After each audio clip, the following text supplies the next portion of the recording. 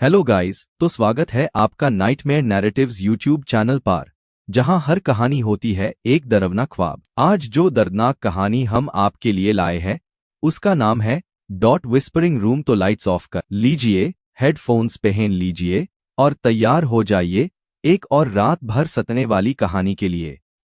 जब आरव के दादाजी की मृत्यु हुई तो उसे विरासत में एक पुराना जर हवेली मिली, गांव से दूर एक वीरान जगह पर।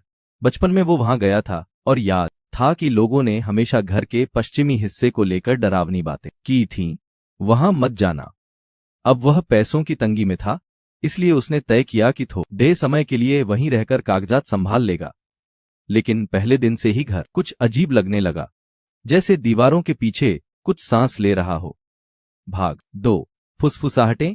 पश्चिमी हिस्से का दरवाजा लोहे की कीलों और तार ऐसे बंद था। तीसरी रात को ठीक 3:13 बजे आरव को किसी के फुसफुसाने की आवाज सुनाई दी।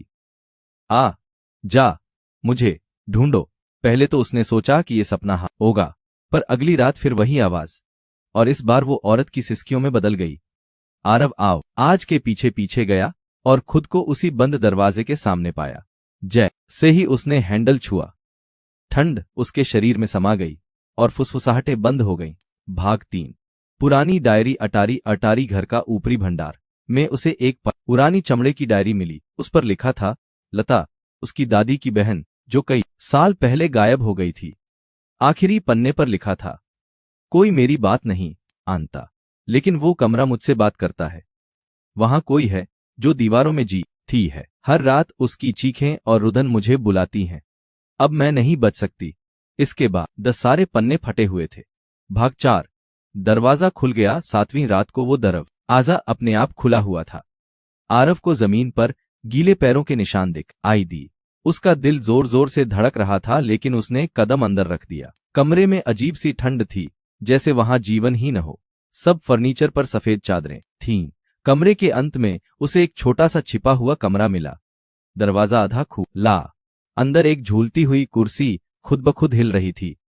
पास ही एक टूटा हुआ शीशा था और उस पर कुछ सूखा हुआ लाल दाग। और तभी फुसफुसाहट एन तेज चीखों में बदल गईं। भाग 5। आईना। आरव ने टूटा हुआ शीशे का टुकड़ा आया। कुछ पल के लिए उसे अपने चेहरे की जगह किसी और का चेहरा दिखाई दी, या एक औरत। बेहद सफेद चेहरा, आंखें गड्ढों जैसी खोखली और होंठ जैसे इल दी गए हों। पीछे दरवाजा जरोर से बंद हो गया। कमरे की बत्तियां झपकने लगीं और फिर सन्नाटा। तभी उसके कान में कोई सांस लेता हुआ बोला, अब तू मेरा है। भाग से। अगली सुबह एक राहगीर ने हवेली की खिड़की टूटी हुई देखी। पुलिस आई। पूरा घर खाली था। आरव कहीं नहीं मिला, लेकिन उस छिपे कमरे में शीशा अब सही सलामत था, और जो भी उसमें झांकता उसे आरव दिखाई देता। वो चेहरा, वही आंखें फुसफुसाते हुए, मुझे बाहर निकालो। भाग 1। नई किराएदार। आरव के लापता होने के कुछ महीनों बाद उस हवेली को बेचने के लिए लिस्ट कर दिया गया। गांव के लोग अब भी वहां पास जाने से डरते थे, लेकिन एक नई दिल्ली से आई लड़की, अन्विता, जो एक डॉक्यूमेंट्री फिल्म मेकर थी, उसे ये जगह बहुत रहस्यमयी लगी। उसने तय किया, मैं इस हवेली पर एक फिल्म बनाऊंगी। पुरानी कहानियां, लापता युवक और वो रेट रूम, सब कुछ कैमरे में आएगा। गांव वालों ने फिर चेतावनी दी, पश्चिमी हिस्सा मत खोलना। भाग 2। कुछ कैमरों की आंखें। अन्विता ने हर कमरे में कैमरे लगाए, खासकर उस वेस्ट विंग में जहां आरव आखिरी बार देखा गया था। पहली रात कुछ नहीं हुआ, लेकिन दूसरी रात ठीक 3:03 AM पर उस छिपे कमरे का दरवाजा खुद ब खुद खुल गया। कैमरे में सिर्फ झलक दिखी, जैसे कोई परछाई शीशे के पास खड़ी हो, लेकिन उसकी परछाई खुद नहीं दिख रही।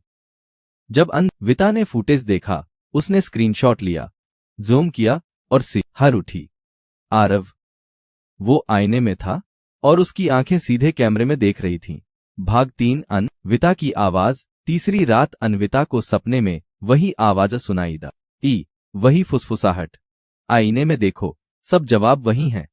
सुबह उठते ही उसने वही टूटा हुआ शीशा ढूंढ निकाला। जैसे ही उसने उसमें देखा, इस बार कोई और चेहरा था। एक बच्ची। वो बोल रही थी, लेकिन आवाज नहीं आ रही थी। होंठ हिल रहे थे। रन, भाग जा। अगले पल आईना फिर से टूटा हुआ दिखा। भाग 4। आरव की डायरी। अन्विता को अटारी में एक और डायरी मिली, इस बार आरव की। उसमें लिखा था, वो कमरे में कुछ है, लता मौसी नहीं, कुछ और। आईना सिर्फ दिखाता नहीं, खींचता भी है। मैं अब इस दुनिया में नहीं हूं, मैं एक परछाई बन चुका हूं। जो कोई भी ये पढ़े, आईने में मत देखना, मत देखना। अन्विता थरथरा गई। भाग 5। आईने के पार। उस रात उसने खुद को एक गोप्रो कैमरे के साथ उस कमरे में बंद कर लिया। अगर मैं वापस ना आऊं, उसने रिकॉर्ड किया, तो किसी को ये फुटेज मिले और सबूत बने। उसने आईने की ओर देखा और अचानक जमीन हिलने लगी। आईना झिलमिलाया और फिर से पूरा हो गया। अन्विता को लगा जैसे कोई उसकी ओर खींच रहा है, जैसे किसी ने उसकी आत्मा पकड़ ली हो। चीख कट। भाग 6। अंतिम फुटेज। हफ्तों बाद डॉक्यूमेंट्री पूरी नहीं हुई, लेकिन किसी अजनबी ने अन्विता की वेबसाइट पर एक वीडियो अपलोड किया। वो फुटेज कमरे में झूमता कैमरा, आईने के सामने खड़ी अन्विता, आईने में पीछे खड़ा आरव, और फिर दोनों गायब।